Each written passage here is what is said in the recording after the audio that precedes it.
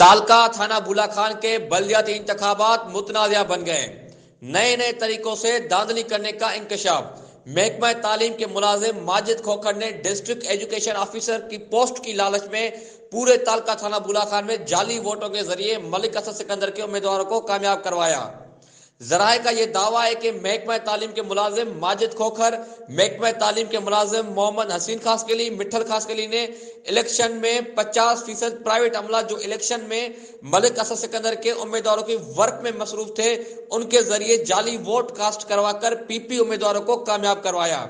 ذرائع کے مطابق الیکشن جیتنے کے بعد ملک اسد سکندر نے وعدے کے مطابق کوہستان کی عوام کے مینڈیٹ چوری کرنے والے ماجد کھوکھر کو سندھ حکومت کے سورسز کے ذریعے جامشورو ضلع کا ڈسٹرکٹ ایجوکیشن آفیسر لگوا کر کوہستان کی تعلیم کو مزید بیڑا گرک کریں گے۔ تالکا تھانہ بھولا خان کے لوگوں نے الیکشن کمیشن سے مطالبہ کیا ہے صاف و شفاف انکوائری کر کے دوبارہ انتخابات کروائے جائیں۔